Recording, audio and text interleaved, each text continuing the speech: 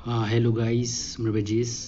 आज आपको फिर से लेके आया हूँ नई क्लास, नया वीडियो, नई क्वेश्चन। तो this is class of the MPPSC pre as well as वर्ग 2, वर्ग 1, another exam of the NTPC and ATC। बहुत सारे एग्जाम के लिए आपको यह क्लास बहुत इंपॉर्टेंट होने वाली है, बट मेनली फोकस किया गया इसका MPPSC प्री 2025 एंड वर्ग 2 परीक्षा मेंस। इस पर कुछ ज़्यादा फोकस करते हैं, but history, geography, polity, economics and other similarity subject जो सब एग्जाम में काम आते हैं, तो उसमें भी काम आने वाली है क्लास। तो बस आप बने रहिए क्लास के साथ, वो क्लास का लुत्फ़ उठाइए, और जितना हो सके इस क्लास को आप अपने फ्रेंडों, ग्रुप एंड अदर कम्युनिटी में सेंड करिए, ताकि इस क्लास का ज़्यादा से ज़्यादा लोगों को फ़ायदा मिल सके। तो चलो स्टार्ट करते हैं टॉपिक। अच्छा, इसमें थोड़ी मैंने ऑलरेडी क्वेश्चन पर टिक भी कर लिया है कुछ क्वेश्चन पे, तो टिक से थोड़ी वीडियो फास्ट हो जाएगा। एंड क्वेश्चन का जो आगे पीछे का बैकग्राउंड रहेगा तो मैं उसको थोड़ी बताने की कोशिश करूँगा, एंड वीडियो फास्ट भी करूँगा। तो चलो स्टार्ट करते हैं इसमें। जस्ट अ मिनट गाइस, एक सेकंड।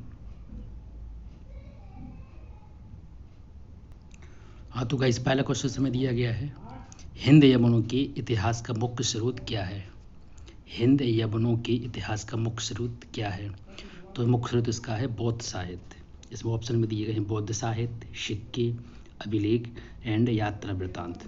तो इसका पहला आंसर है बौद्ध साहित्य। इसके बारे में थोड़ा सा आपको, हिंद एवं यवनों के इतिहास का मुख्य स्रोत बौद्ध साहित्य आपको वैसे पता चल गया है।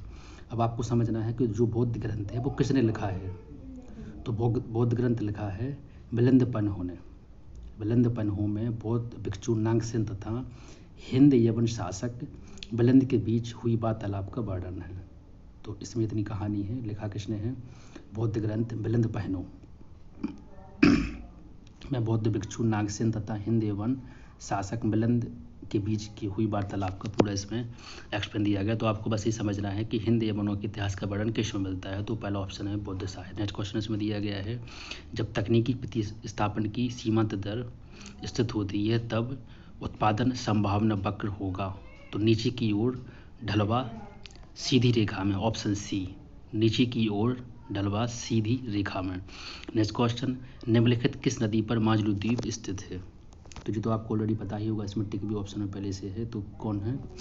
ब्रह्मपुत्र नदी पे, ब्रह्मपुत्र नदी पे माजुली द्वीप स्थित है। अब थोड़ी आप माजुली द्वीप के बारे में समझ लीजिए। पहली बात तो ये है कि जो माजुली द्वीप कहाँ पर है, तो जी है असम में। कहाँ पर है? असम राज्य में है। यह विश्व का सबसे बड़ा द्वीप है जी, आपको पता होना चाहिए। यह विश्व का सबसे बड़ा द्वीप है माजुली द्वीप। कौन सी नदी पर है? ब्रह्मपुत्र नदी पर है। एंड और जो माजुली द्वीप है जी ब्रह्मपुत्र नदी के दक्षिण में स्थित है। जी भी आपको थोड़ी इसके बारे में अगर जानकारी हो तो बेटर है। Next question.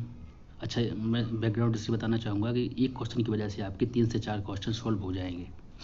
नेक्स्ट क्वेश्चन, तरलता जाल में मुद्रा की मांग की ब्याज लोच होती है, तो क्या होती है? अनंत। व्यक्तिगत पक्षपात की संभावना होती है साविचार आदर्श में। किस में होती है? साविचार आदर्श में होती है व्यक्तिगत पक्षपात की संभावना। अच्छा, इस क्वेश्चन थोड़े बहुत क्वेश्चन मैंने इसमें SST के भी ऐड किए हैं, क्योंकि जो वर्ग 2 परीक्षा SST मेंस का एग्ज़ाम आने वाले हैं ना, अपकमिंग एग्ज़ाम है, तो उसके क्वेश्चन भी कुछ यहाँ पर मिलेंगे आपको, डायरेक्ट हूबहू वही क्वेश्चन मिलेंगे। तो थोड़ी उसका भी मैंने इसमें तड़का लगाया है। नेक्स्ट क्वेश्चन इसमें, सत्यकाम जाबाल की कथा उल्लेखित है, तो जी काय में है? तो जी है छांदोग्य उपनिषद में। सत्यकाम जाबाल की कथा उल्लेखित है छांदोग्य उपनिषद में। अब आपको थोड़ी इसके बारे में थोड़ी पता होना चाहिए। सत्यकाम जाबाल मतलब जी कौन थे? जी महर्षि गौतम के शिष्य थे। कौन थे जी? महर्षि गौतम के शिष्य थे सत्यकाम जाबाल। इनकी कथा का उल्लेख इसमें है छांदोग्य उपनिषद में। नेक्स्ट क्वेश्चन, इनकी माता का नाम जाबाला था, इसी के नाम पर इनका नाम रखा गया था। ठीक है, और इनकी कथा तो आपको पता ही है छांदोग्य उपनिषद में है। तो इतना इनके बारे में आपको पता होना चाहिए। नेक्स्ट क्वेश्चन, मध्य अटलांटिक कटक किसका उदाहरण है? मध्य अटलांटिक कटक किसका उदाहरण है? तो अपसारी सीमांतिका किसका उदाहरण है जी? अपसारी सीमांतिका। थोड़ा सा आपको इसके बारे में पता होना चाहिए। अपसारी सीमांत ये घटना कब घटती है? जब दो प्लेटें एक दूसरे से अलग जा रही होती है, सेपरेशन उस समय हो रहा होता है। मतलब कि यदि दो प्लेटों को मैं जोड़ दूं और फिर उनको बीच में मतलब एक गली से निकालूं, तो गली निकालेंगे तो एक को इस तरफ करना पड़ेगा, लेफ्ट, एक को करना पड़ेगा राइट साइड में। तो जब उसमें जो बीच में जगह हो रही है ना, मतलब एक दूसरे से दूर जा रही है, तो उसे बोलेंगे क्या? जब दो प्लेट एक दूसरे से विपरीत दिशा में जा रही होती हैं, तो उसमें जो उसके बीच में जो सीमा बनती है उसको बोला जाता है अपसारी सीमांत। उसके बीच में जो सीमा बनेगी उसको बोला जाएगा अपसारी सीमांत, जब दो प्लेटें एक दूसरे से दूर जा रही होंगी विपरीत दिशा में। नेक्स्ट क्वेश्चन, निम्न में से कौन सा गलत है? तो एक क्वेश्चन आप थोड़ी गाइस समझ लीजिए, क्वेश्चन थोड़ी इंपॉर्टेंट है। GN, इसका आंसर तो इसमें देखिए होगा आपको, GNP FC मतलब factor cost is equal to GNP MP मतलब मार्केट प्राइस प्लस शुद्ध अप्रत्यक्ष कर। तो इसमें गलत क्या है? गलत इसमें B है। क्यों? थोड़ी इसके बारे में आपको थोड़ा सा पता होना चाहिए। तो ये समझना है कि जस्ट मिनट गाइस, एक सेकंड। हाँ तो गाइस कहाँ थे अपन? GNP, मैंने यहाँ पर इसका B आंसर बताया। GNP factor cost is equal to GNP market price plus शुद्ध अप्रत्यक्ष कर। तो इसका आंसर, इसमें गलत ये है कि जो पहले तो आपको पता होना चाहिए कि GNP क्या है। ग्रॉस नेशनल प्रोडक्ट, मतलब कि जो सकल राष्ट्रीय उत्पाद है ना, जो अपने इसमें अपने देश की पूरी वो निकाली जाती है, जी मतलब कि आय निकाली जाती है, GDP को आंका जाता है, काउंटिंग की जाती है साधन लागत पर सकल राष्ट्रीय उत्पाद। इसकी फुल फॉर्म क्या है? सकल राष्ट्रीय उत्पाद हिंदी में है, ग्रॉस नेशनल प्रोडक्ट इंग्लिश में है। और जो FC लगा है इसका मतलब होता है फैक्टर कॉस्ट। फैक्टर कॉस्ट का मतलब गाइस ये होता है कि जो भी प्रोडक्शन होता है, तो प्रोडक्शन में जो भी इक्विपमेंट यूज किए जाते हैं उनके आधार पर GDP निकालना, तो उसे बोला जाता है फैक्टर कॉस्ट। जो भी उसमें सामान लगे होंगे, एक तो ये होता है कि जैसे कोई अपने देश में जो प्रोडक्शन हो रहा है, प्रोडक्शन के बाद उस वस्तु का अंतिम मूल्य को काउंट कर लिया जाता है। एक वर्ष में निश्चित समय में उत्पादित वस्तुओं का अंतिम मूल्य, इसे GDP की परिभाषा, मतलब ये GDP की परिभाषा है। एक वर्ष में निश्चित समय में एक निश्चित स्थान पर भी और प्रोडक्शन होने वाले अंतिम वस्तुओं का मूल्य मार्केट प्राइस पर, उसे बोला जाता है GDP। लेकिन एक GDP निकालने का सिस्टम ये भी है, फैक्टर कॉस्ट से भी निकाल सकते हैं आप। जितना उसमें सामान यूज हुआ है उन सामान के अपन उसका मूल्य निकाल लें फैक्टर कॉस्ट का, तो उसके हिसाब से भी अपने पता लगा सकते हैं कि अपने देश की GDP कितनी है। लेकिन इसमें सबसे इम्पोर्टेंट है कि इसमें क्या होता है कि जो शुद्ध अप्रत्यक्ष कर है ना, शुद्ध मतलब कि नेवल डायरेक्ट टैक्स, इसको माइनस किया जाता है, प्लस नहीं किया जाता। तो यही गलती है। ठीक है गाइस, नेक्स्ट क्वेश्चन पे चलते हैं अपन। निम्नांकित में से क्या समानता की संभावना में शामिल नहीं है? तो उसमें से B वाला आंसर है समरूपता, ये शामिल नहीं है। संरक्षणात्मक विभेदन और युक्त वर्गीकरण और समान अवसर, ये तीनों हैं, लेकिन समरूपता नहीं। अब गाइस आपको लग रहा होगा समानता मतलब कि समरूपता और समान अवसर तो होना ही चाहिए। यदि आपको उसके बारे में पता नहीं होगा, ये क्वेश्चन SST का है, तो यदि आपको पता नहीं है SST लाइक जो भी पेपर वर्ग 2 मैथ्स का होने वाला है उसमें इस टाइप का क्वेश्चन आएगा। 2-4 क्वेश्चन मैंने डाले हैं इसमें बीच में, ताकि आपको SST की भी तैयारी हो सके। MPPSC के लिए तो ये पूरा वीडियो डेडिकेट ही है। तो आपको समानता बार देख के लगना चाहिए कि समरूपता और समान अवसर तो जी 100% होंगे, लेकिन नहीं गाइस, इसमें ये शामिल नहीं है समानता की संकल्पना में। नेक्स्ट क्वेश्चन है, उस शब्दावली को पहचानेंगे जो नारीवाद से संबंधित नहीं है। तो पहला इसमें ऑप्शन दिया गया है जो निजी है और राजनीतिक है, लिंग एवं जेंडर के बीच भेद, शक्ति संरचना के रूप में प्रतिसत्ता और शक्ति की इच्छा, D वाला है इसमें, जो इसमें शामिल नहीं है। नेक्स्ट क्वेश्चन है, विशेषीकृत सूचना पर केंद्रित मानचित्र कहलाते हैं। तो इसका आंसर क्या है गाइस, ये बताइए आप। इसमें ऑप्शन 2 टिक हैं, बट इसका आंसर है भूमेटिक मानचित्र। क्या है इसका आंसर? भूमेटिक मानचित्र। विशेषीकृत सूचना पर आधारित मानचित्र कहलाते हैं कौन सी? भूमेटिक मानचित्र। नेक्स्ट क्वेश्चन है, इसमें आपको सम्मिलित करना है, मैच करना है इसमें। तो पहला इसमें इसके ऑप्शन तो इस तरफ दिए गए हैं। बुर्जोहम का क्या होगा? बुर्जोहम का होगा लास्ट वाला D, गर्तावास। महागरा का क्या होगा? महागरा का होगा चावल की खेती। और उत्तनूर का क्या होगा? उत्तनूर का होगा राग के टीले। और मेहरगढ़ तो आपको पता है प्रारंभिक नवपाषाण काल स्थल है जी। ठीक है, तो इसका आंसर क्या हो जाएगा? इसका आंसर हो जाएगा ये D वाला। अब इसके बारे में थोड़ा सा यदि आपको जानकारी पता होगी ना, तो आप थोड़ी और इसमें अच्छी तरह कनेक्ट कर पाएंगे।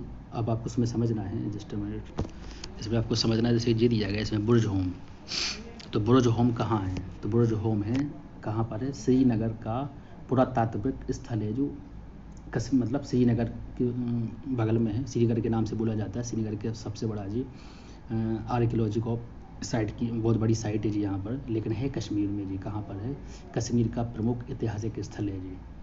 ओके, और इसके बाद जो महागरा है, महागरा है जी गंगा नदी के दक्षिण में स्थित है जी। कहाँ पर है जी, गंगा नदी के दक्षिण में स्थित है। और यहाँ से यहाँ पर क्या मिला है आपको, यहाँ से आपने टिक किया है तो यहाँ से मिला है चावल की खेती मिली है। गंगा नदी के दक्षिण में जो विंध्य का क्षेत्र होता है ना, वहीं पर ये स्थित है। और इसके बाद है उतनूर। उतनूर कहाँ पर है गाइस, उतनूर, तो उतनूर के बारे में आपको पता होना चाहिए, है तेलंगाना राज्य में है। तेलंगाना राज्य में उतनूर है, जहाँ से अपन को राख के टीले मिले हुए हैं। और नेक्स्ट तो जी तो आपको पता होगा ऑलरेडी, मेहरगढ़। मेहरगढ़ नवपाषाण कालीन स्थल है, मतलब साइट है जी। वो यह है कहाँ पर है, यह है बलूचिस्तान, मतलब कि पाकिस्तान में है। यह है पाकिस्तान में है मेहरगढ़, नवपाषाण कालीन साइट है जो बलूचिस्तान यानी पाकिस्तान में स्थित है। यहाँ से प्राचीनतम कृषि एवं पशुपालन से संबंधित साक्ष्य भी प्राप्त हुए हैं। तो इतना आपको जानकारी पता होना चाहिए। नेक्स्ट क्वेश्चन है, जस्ट अगला क्वेश्चन दिया गया 42वें संविधान अधिनियम के परिणाम स्वरूप निम्न 3 शब्द संविधान की उद्देशिका में अंततः स्थापित किए गए हैं। तो इसके बारे में यदि आपने पॉलिटी थोड़ी बहुत ही पढ़ी होगी तो पता होगा। यह है जो 42वें संविधान संशोधन है ना, यह सबसे ज़्यादा संशोधन होने वाला, अमेंडमेंट होने वाला एक आर्टिकल है। तो इसमें जो संविधान में जो पहला संशोधन हुआ था ना इस टाइप का उद्देश्य का में, वो यही था, मतलब इन शब्दों को उसमें ऐड किया गया था, जोड़ा गया था। कौन कौन से हैं, समाजवादी, पंथ निरपेक्ष और अखंडता, इन शब्दों को 42वें संविधान संशोधन द्वारा इनको जोड़ा गया था उद्देश्य का में। कहाँ पर जोड़ा गया था, उद्देश्य का यानी प्रियम्बल में, प्रियम्बल ऑफ द कॉन्स्टिट्यूशन, उसमें इसको जोड़ा गया था। तो यह है, मतलब यह भारतीय संविधान की उद्देश्य का में पहला संशोधन था जो मैंने आपको बताया है। यह है भारतीय संविधान की प्रियम्बल यानी प्रस्तावना में पहला संशोधन था, 42वें संविधान संशोधन 1976। नेक्स्ट क्वेश्चन, निम्नलिखित में से कौन सी भूकंपीय तरंगे ध्वनि तरंगों की समान है, तो जी हैं पी तरंगे। कौन सी हैं, पी तरंगे। अब आपको थोड़ी पी तरंगों के बारे में पता होना चाहिए। क्वेश्चन PYQ है जी, अभी PSC पे ले आया भी है, और तो इसको थोड़ी सी, और जी UPSC में क्वेश्चन आया पी तरंगों के बारे में, तो इसके बारे में आपको थोड़ा पता होना चाहिए। जो पी तरंगे होती हैं, पी तरंगे भूकंपीय तरंगे ध्वनि तरंगों के समान होती हैं जी। किसके समान होती हैं, जो भी भूकंपीय तरंगे हैं जो ध्वनि तरंगों के समान होती हैं, वो यह जी प्राथमिक तरंगे हैं जी। मतलब 3 प्रकार की होती, प्राथमिक, द्वितीयक, तृतीयक। जो प्राथमिक तरंगे हैं पी तरंगे, ये आपको पता होना चाहिए। तरंगे क्या है, प्राथमिक है, तथा यह सबसे तीव्र हैं, सबसे तेज गति से चलने वाली भूकंपीय तरंगे कौन सी हैं, वो पी तरंगे हैं। इनका औसत वेग कितना है, इनका औसत वेग आप सुन के दंग रह जाएंगे। इनका औसत वेग है 8 किलोमीटर प्रति सेकंड। 8 किलोमीटर प्रति सेकंड है इनका औसत वेग, आप समझ सकते हो। मतलब कि प्रति सेकंड की बात कर रहा हूँ, नॉट मिनट आवर्स, मैं सेकंड की बात कर रहा हूँ। तो सबसे पहले तो ये प्राथमिक हैं, सबसे तेज चलने वाली हैं, इनकी स्पीड आपको पता चल गई है, यह ध्वनि के समान है।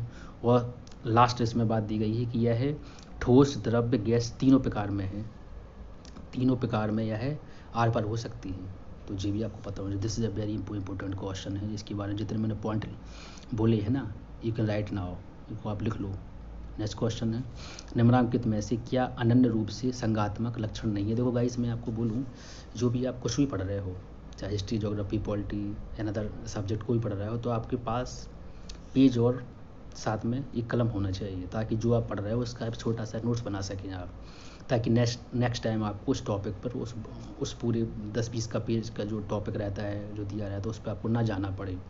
क्योंकि रिवीजन इज़ द इम्पोर्टेंट की ऑफ द स्टडी। यदि रिवीजन आपका सही नहीं है तो पढ़ने का कोई मतलब नहीं है। फिर यदि आपने जो टॉपिक पढ़ा है किसी सब्जेक्ट का, उसको आप 6 दिन बाद देखिए तो आपके माइंड में मुश्किल से 10% रह जाए, वो भी नहीं रहेगा। यदि आपने जो टॉपिक पढ़ा उसको 3 दिन बाद देख लिया ना, तो वो फिर से रिकॉल होकर 90-95% फिर से बैठ जाएगा माइंड में। फिर आपने 4 बार दिन उसको देख लिया तो फिर परमानेंट बैठ जाएगा वो। मतलब कि साइंटिफिक रीज़न है, यदि आपने 3 बार उसका कंटिन्यू 3-3 दिन गैप करके रिवीजन कर लिया तो वो चीज़ माइंड में बैठ जाती है। फिर रिवीजन नहीं करोगे तो फिर कोई मतलब नहीं है पढ़ाई का। इसलिए जो मैं आपको पॉइंट बता रहा हूँ, कुछ चीज़ें आपको पॉज करके उनको लिखते चलना है।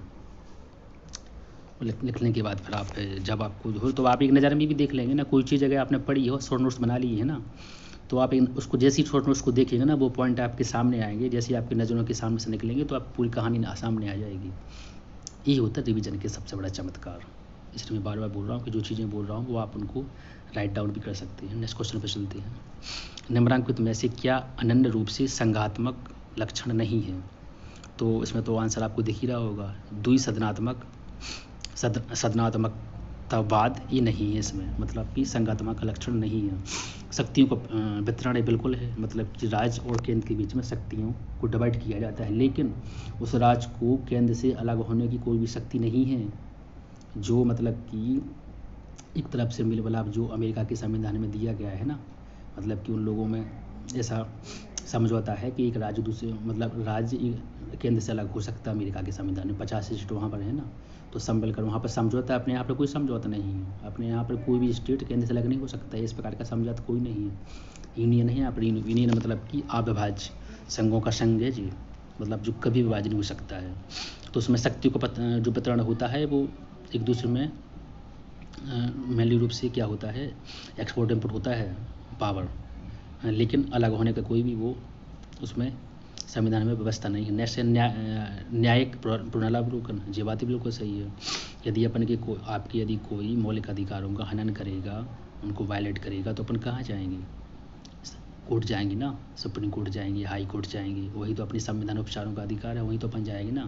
वरना देखो मौलिक अधिकार मिलने का कोई मतलब नहीं है। आप बोलेंगे मौलिक अधिकार है, हमें जी राइट्स है, वो राइट्स है, तो यदि आपकी राइट्स का पालन नहीं हो रहा है ना, तो उसका कोई मतलब नहीं है। जैसे पता चला कि आपको किसी ने पुलिस ने आपको धर लिया, चाय कान में मारे, कोई विदाउट रीजन, कोई मतलब ही नहीं है, तो उसका मतलब फिर क्या है? आप कहाँ जाओगे?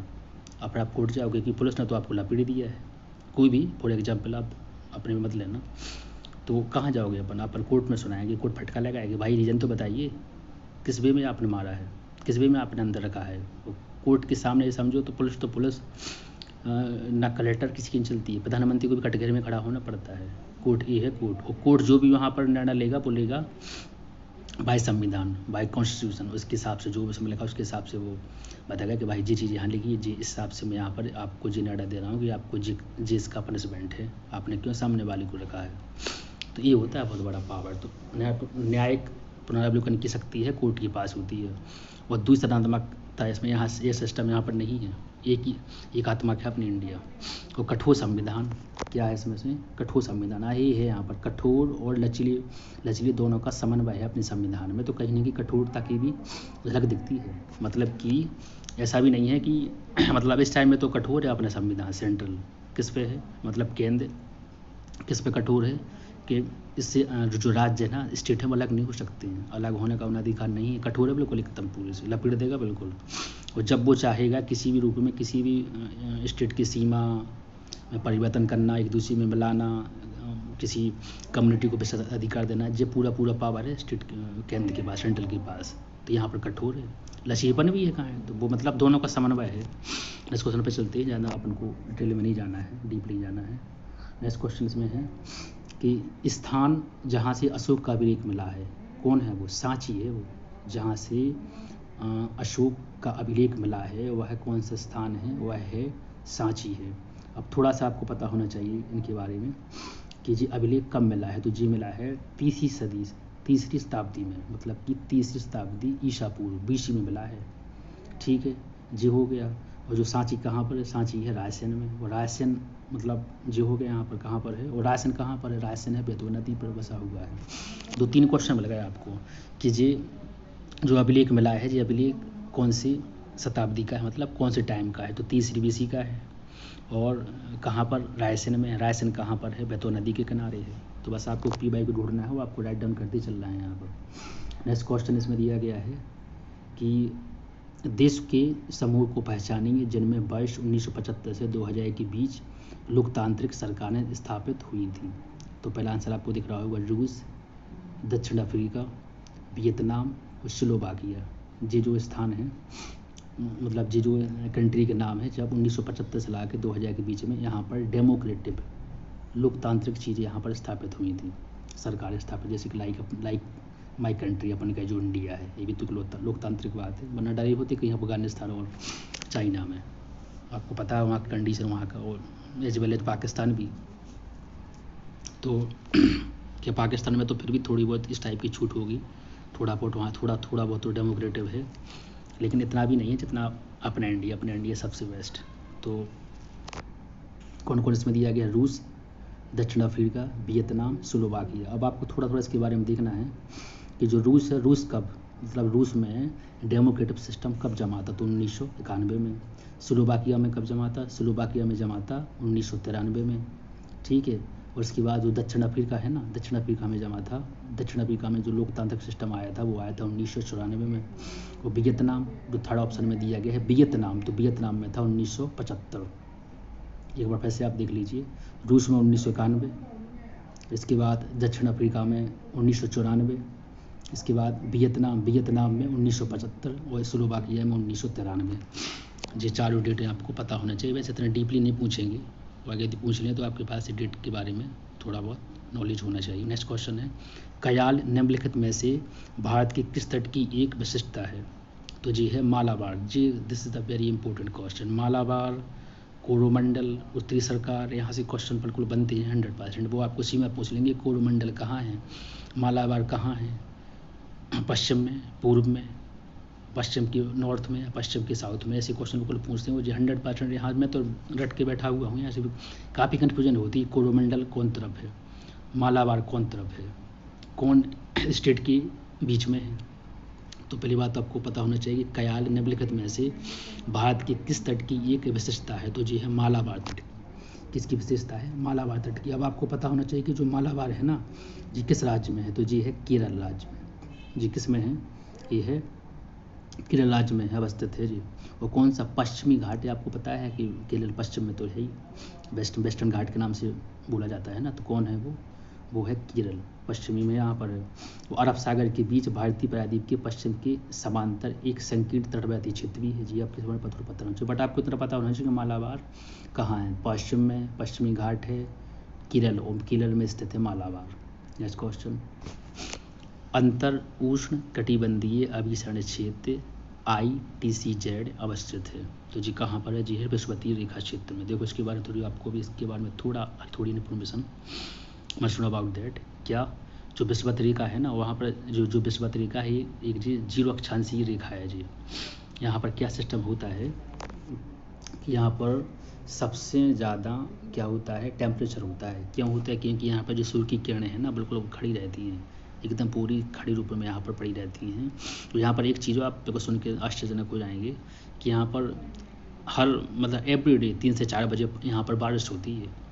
सुबह से पड़ी एकदम धूप निकली होगी, देखो तेज तड़ाकी जी। आप देना कि जहाँ पर इतनी तड़ाकी धूप निकली होगी, बहुत गर्मी होगी, मतलब इसका मतलब वहाँ बारिश होने वाली है।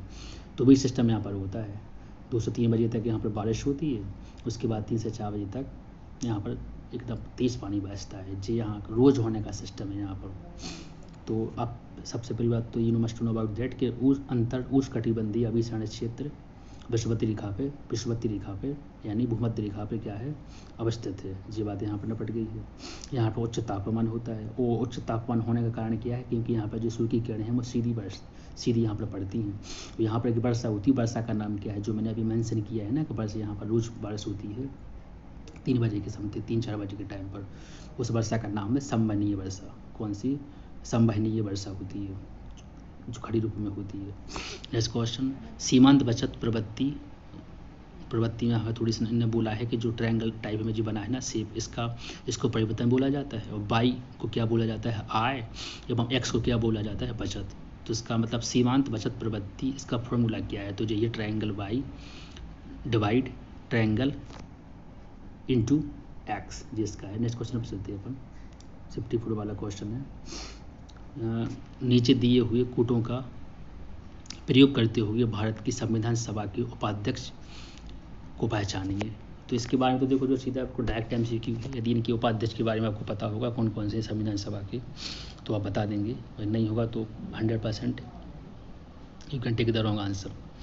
तो इसमें कौन कौन से इसमें से हैं? सेकंड और थर्ड, HC मुखर्जी और BT कृष्णमाचारी, ये दो कौन थे जी? ये थे संविधान सभा के उपाध्यक्ष थे।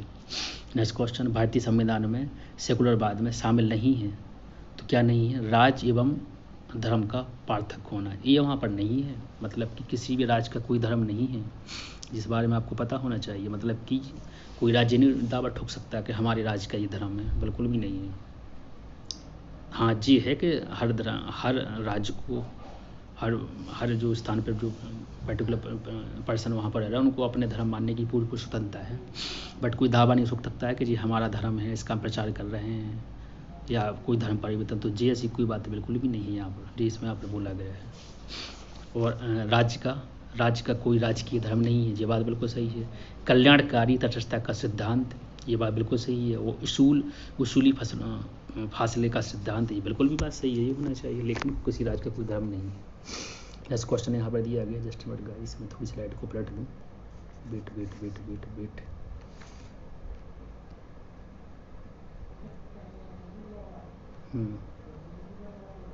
56 क्वेश्चन में यहाँ पर दिया गया है। थोड़ी यहाँ पर फोटो साफ नहीं आई, but we are reading this answer, तो you only listen the answer and as well as the question. बस आप सुनते रहिए और आंसर को पोस्ट करके एक बार अपने हिसाब से भी आंसर देने की कोशिश करिए।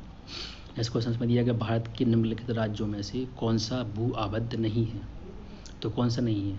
इसमें से कर्नाटक नहीं है, आपको पता है। भू आबद्ध का मतलब होता है लैंड लॉक मतलब 5 हैं, तो 5 में से ऐसा, इसमें से 5 में से 3 तो यहाँ पर दिए गए हैं, तो ये कौन नहीं है? तो कर्नाटक नहीं है, तो आपको पता होगा ऑलरेडी। झारखंड, छत्तीसगढ़, मध्य प्रदेश, ये तीनों हैं, लेकिन यहाँ पर कर्नाटक ही नहीं है। देखो, लैंडलॉक भू आबद्ध का मतलब क्या होता है? इसका मतलब यह होता है कि मतलब कि जिसकी सीमा समुद्र या जल से टच नहीं करती है, जिसकी सीमा समुद्र व जल से टच नहीं करती, उसे बोलते हैं लैंडलॉक। उसमें से 3 तो यहाँ पर हैं, और इसमें से जो 4th नंबर कर्नाटक है, ये इसमें नहीं है। नेक्स्ट क्वेश्चन है, समुद्रगुप्त ने सर्वकरदान, आज्ञाकरण और प्रणामागमन की नीति किस शासक के साथ अपनाई थी? तो किसके साथ अपनाई थी? कामरूप। किसके साथ? कामरूप के जो शासक थे ना, इनके साथ ने जी मतलब कि सर्वकरदान, आज्ञाकरण और प्रणामागमन की नीति अपनाई थी। और दूसरी बात यह पता होना चाहिए जी, कामरूप के शासक जी कामरूप कहाँ के थे? ये शासक मतलब कामरूप के शासक थे, इनकी प्रति ने अपनाई थी जी, लेकिन जी कहाँ के थे? तो ये थे असम के। कामरूप का दूसरा नाम असम भी है, ऐतिहासिक नाम है जी। क्या नाम है इसका? असम।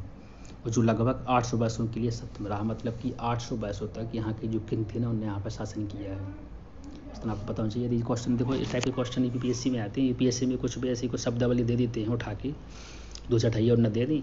मैंने 21 का यूपीएससी एग्जाम दिया, तो उसमें 21 आई थिंक 22, तो उसमें उन्हें एक ऐसी शब्दावली पूछी थी, तो उसका आंसर मैं रिकॉल नहीं कर पा रहा था, लेकिन उसमें लिखा था डंडवाना में रिकॉल कर गया था, क्योंकि जी कहाँ पर था?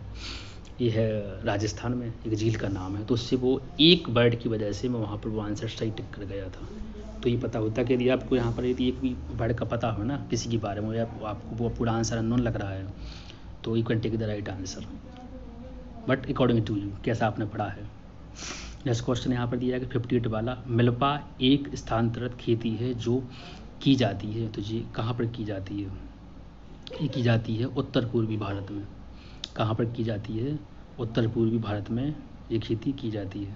जस्ट नॉट सॉरी, मिल्पा तो सॉरी यहाँ पर इंडिया में नहीं, सॉरी गाइस, इसका आंसर ये नहीं हो सकता है। इसका आंसर है मैक्सिको में की जाती है, ऑप्शन नंबर सी। मिल्पा एक स्थानांतरित खेती है। स्थानांतरण मतलब होता है काटू जलाओ। अपने इंडिया में इसका दूसरा नाम होता है काटू जलाओ, खेती के नाम से इसको बोला जाता है। मतलब कि वो जो ट्राइब लोग रहते हैं वो एक जगह रुकेंगे, वहाँ पर उस सीजन तक रुकेंगे, वहाँ पर क्रॉप्स उगाएंगे, खाएंगे पिएंगे, बस वहाँ के उसको वहाँ की पूरी फसल को फिर जो बचेगा लास्ट का उसको जला के चले जाएंगे। उसे बोलते हैं स्थानांतरित खेती। जला के पूरा समाप्त करके वहाँ से चले जाएंगे, फिर दूसरे स्थान पर जाएंगे, फिर वहाँ पर सिस्टम ऐसे जमाएंगे, तो उसे बोला जाता है स्थानांतरित खेती। वो जी कहाँ पर है? जो स्थानांतरित खेती मिल्पा जी कहाँ पर है? ये मैक्सिको में जो खेती है। और मैक्सिको कहाँ पर है? मैक्सिको है जी है उत्तरी अमेरिका में, यानी नॉर्थ अमेरिका में स्थित है। ठीक है गाइस, नेक्स्ट क्वेश्चन इसमें दिया गया है। नेक्स्ट क्वेश्चन है, अपस्फीति को ठीक करने के लिए क्या सही होना चाहिए? अपस्फीति को ठीक करने के लिए क्या सही होना चाहिए इसमें से? तो केंद्रीय बैंक द्वारा प्रतिभूतियों को बेचा जाना। अपस्फीति को ठीक करने के लिए मतलब कि क्या सही होना चाहिए? तो सबसे पहले तो आपको ये पता होना चाहिए, जस्ट मिनट गाइस, एक सेकंड। हाँ तो गाइस कहाँ थे अपन। अब स्पीड को ठीक करने के लिए क्या पता मतलब क्या होना चाहिए, केंद्रीय बैंक द्वारा प्रतिभूतियों को बेचा जाता है। इसमें कैसे, अर्थव्यवस्था में अपस्फीति वस्तुओं और सेवाओं के सामान्य मूल्य के स्तर में गिरावट होती है। जो सामान्य मूल्य होता है उस टाइम पे, जो मार्केट प्राइस पे जो भी मूल्य होता है वस्तु सेवाओं का, उसके मूल्य में क्या हो जाती है, गिरावट हो जाती है टाइप की, उससे अपस्फीति बोला जाता है। क्या बोला जाता है, उस टाइम पे जो केंद्रीय बैंक होती है ना, केंद्रीय बैंक द्वारा प्रतिभूतियों को बेचा जाता है। लाइक जैसे कि जो उसके पास जो भी बॉन्ड वगैरह होते हैं, जो प्रतिभूतियाँ होती हैं, उनको वो केंद्र मतलब बेचता है, वो पैसे अपने पास मंगाता है। ठीक है, तो जी आपको तो पता होना चाहिए कि अर्थव्यवस्था में जो अपस्फीति क्या है जी, वस्तुओं और सेवाओं के सामान्य मूल्यों में थोड़ी गिरावट आ जाती है। नेक्स्ट क्वेश्चन, मनसबदारी व्यवस्था में जात क्या है। जात मतलब क्या सूचित करता है, तो जात सूचित करता है इसमें मतलब पद और वेतन। क्या सूचित करता है, पद और वेतन करता है। पहली बात आपको जो पता होना चाहिए, जो मनसबदारी प्रणाली है ना, ये क्या है, वो जी मतलब कौन से साम्राज्य में इसको यूज किया गया था। तो मनसबदारी प्रणाली है मुगल में प्रचलित एक प्रशासनिक प्रणाली है जी। मुगल साम्राज्य में प्रचलित यह एक प्रशासनिक प्रणाली है, जिसे अकबर ने आरंभ किया था। किसने किया था इसे अकबर ने आरंभ किया था। मनसब, और इसमें क्या होता था, मनसब होते थे दो प्रकार के होते हैं, जात और सवारा। मतलब इसमें मनसब को दो प्रकार में डिवाइड किया गया था। किसमें, इसमें जात और सवारा में किया गया था। और इसमें जो व्यवस्था होती थी उस व्यवस्था को क्या बोला गया था, जो इसमें नाम दिए गए इसमें से जात और पद। जात, पद और वेतन को सूचित करता है। जो मनसबदारी व्यवस्था थी यह है जात, पद और वेतन को सूचित करता है। मतलब कि आपने कभी देखा हो कि जो अकबर के दरबार में जो भी जो राजस्थान के जो किंग्स वहाँ पर रहे हैं, जिनको उनमें मतलब उनको आक्रमण किया, उनको जीता है और अपने साम्राज्य में ला लिया, तो उनको मनसब दिया है कि इनको 5,000 का मनसब, इनको 10,000 का मनसब। तो जी क्या था ये, जो एक उनका एक पद था, पोस्ट थी, उनके हिसाब से उनको वेतन दिया जाता था। कि आपको समझना चाहिए। तो क्या इसका आंसर क्या रहेगा, पद और वेतन, दो को सूचित करता है मनसबदारी व्यवस्था। नेक्स्ट क्वेश्चन, जनगणना 2011 के अनुसार कुल जनसंख्या में अनुसूचित जाति का सर्वाधिक प्रतिशत भारत के किस राज्य में पाया जाता है। तो इसका आंसर गाइस इस पर टिक नहीं है, बट आप थोड़ी पॉज करके इसको देने की कोशिश करें। इसका आंसर क्या हो सकता है, इसका आंसर है पंजाब। पंजाब में 2011 की जनगणना के अनुसार अनुसूचित जाति का क्या है, सर्वाधिक प्रतिशत है, मतलब कि परसेंटेज है पंजाब राज्य में। ओके गाइस, और आपको पता होना चाहिए कि 2011 की जनगणना के अनुसार भारत में जातियों की जनसंख्या कितनी है, 16.6 करोड़ है। 2011 की जनगणना के अनुसार भारत में जातियों की जनसंख्या कितनी है, 16.6 करोड़ है। नेक्स्ट क्वेश्चन, तो जनगणना 2011 के अनुसार भारत की पुरुष साक्षरता दर कितनी है, मतलब कि जो मेल है ना उनकी लिटरेसी रेट कितनी है, तो 80.9 क्या है, लिटरेसी रेट है किसकी, पुरुष की, मेल की।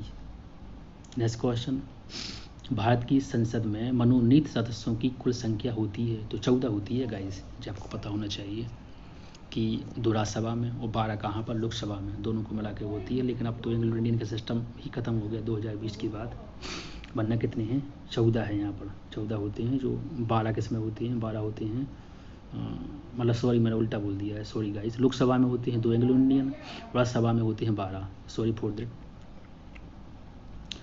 दिस जो मैंने आपको रॉन्ग यहाँ पर बताया इसके लिए, कि 12 होते हैं, वो होते हैं राज्यसभा में, जो कई विभिन्न क्षेत्रों से लिए जाते हैं, खेल से, समाज से भी कोई होता है, कोई स्पोर्ट में होता है, कोई मतलब कि फिल्म इंडस्ट्री से उठा लिया जाता है, जैसे कि लाइक अभी आपको पता है कौन है, जो बच्चन साहब हैं ना, बिग बी, उनकी वाइफ।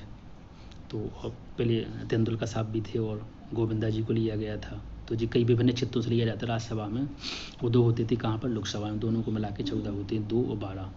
नेक्स्ट क्वेश्चन, भावी पीढ़ी की आवश्यकताओं में कमी किए बिना वर्तमान पीढ़ी की आवश्यकताओं को पूरा करना कहलाता है, तो क्या कहलाता है, धारणीय विकास। क्या कहलाता है गाइस, धारणीय विकास कहलाता है। नेक्स्ट क्वेश्चन, संत, अच्छा देखो जहाँ पर एक्सप्लेन करने लायक होगा ना वहाँ पर मैं एक्सप्लेन करूँगा, अदरवाइज तो we will move next question, just wait guys.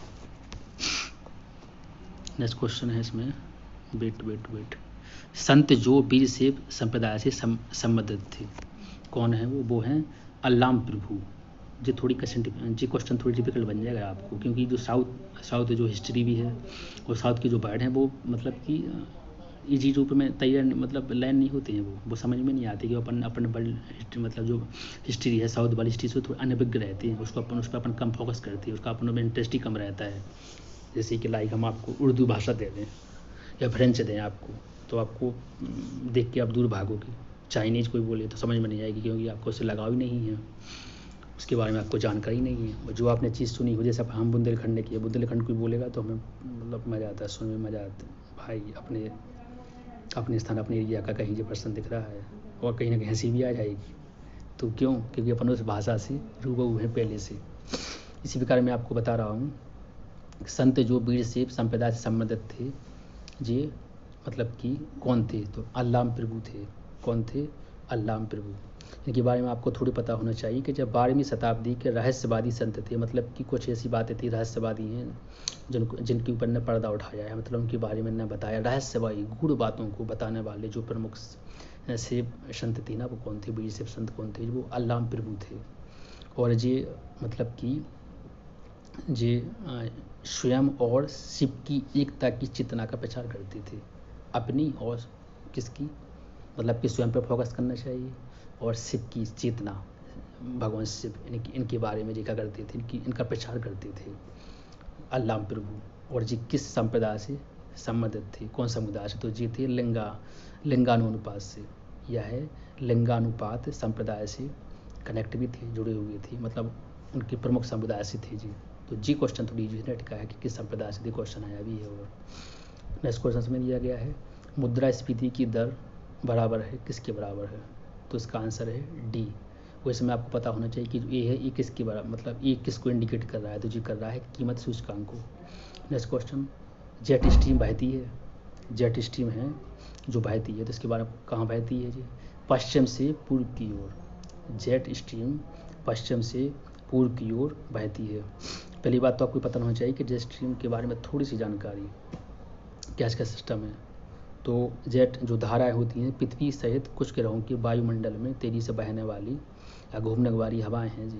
पृथ्वी और वायुमंडल में घूमने वाली क्या है जी? हवाएं हैं जी, ठीक है। और जेट धाराएं पश्चिम से पूर्व दिशा में तो बहती है, तो इसमें आंसर में दिया ही गया है जी आपको। This is a very important question कि किस दिशा में बहती है। मैं 12वीं इस आंसर को रिपीट क्यों कर रहा हूँ? इसलिए कि जो इंपॉर्टेंट है यहाँ पर चीज़।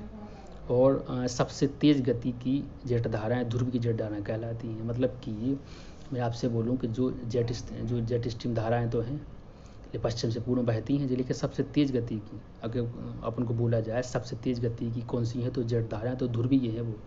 लाइक अपने समुद्र तल से 9 से 12 किलोमीटर की ऊंचाई पर जो धारा बहेगी उनको बोलेंगे ध्रुवीय धाराएं। उनको सेकंड नाम क्या होगा? ध्रुवीय जेट धाराएं। वो थोड़ी क्या होती हैं? वो थोड़ी तेज़ गति से बहती हैं 9 से 12 किलोमीटर की ऊंचाई पर समुद्र स्थल से। सबसे पहला तो क्वेश्चन ये है कि जेट स्ट्रीम जो बहती हैं वो पश्चिम से पूर्व क्यों बहती हैं। उसके बारे में जो मैंने आपको बताया कि तेज कौन है, ध्रुवीय धाराएं हैं।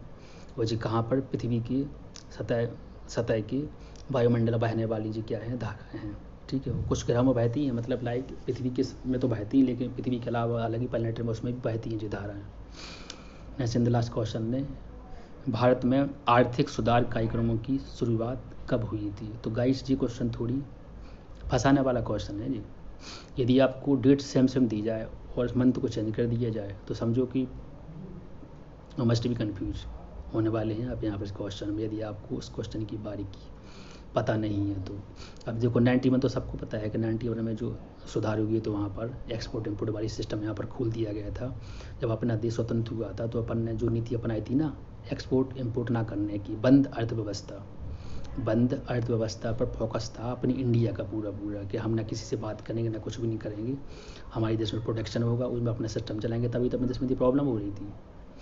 मतलब कि जैसे आप कहीं रह रहे हो, अब अपने मोहल्ला कान से समाज से बिल्कुल मुँह मोड़ दें, का किसी से बात न करें, और साथ में ये समझ लें कि नहीं हमारे लिए तो हमारा घर सब कुछ है और हमें घर के फैमिली के मेंबर कुछ नहीं हो पाएगा। भाई समाज परिवार में रहना बहुत इंपॉर्टेंट है। यदि आप कुछ फंक्शन करवाएंगे, आपको शादी विवाह सिस्टम जब आएंगे तो अगर मोहल्ला गांव के जाएंगे तो कोई मतलब नहीं रहेगा। फिर तो जो रौनक आस पड़ोस के लोगों से होती है ना, उसका तो वो अलग ही, उसका तो कोई बोल ही नहीं है भाई।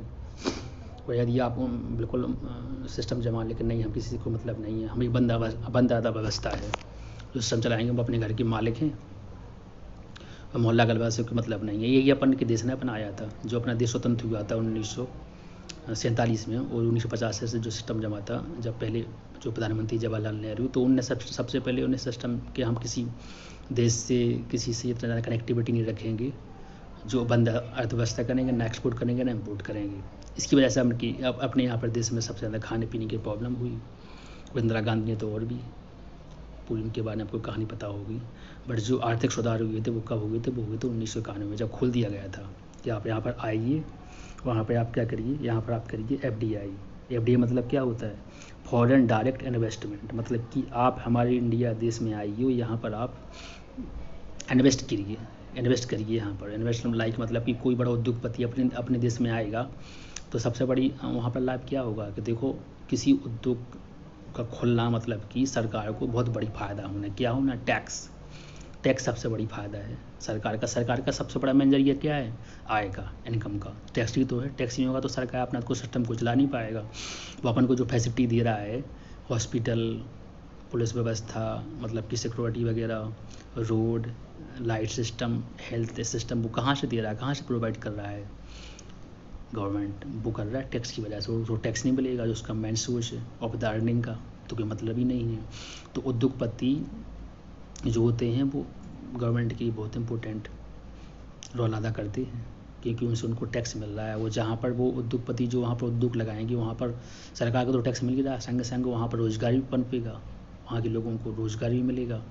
वहाँ पर जो भी कुछ न्यू इनोवेशन भी होगा, कुछ नई नई चीज़ें भी वहाँ पर बनेंगी, तो आसपास में जो फैसिलिटी भी बढ़ेगी।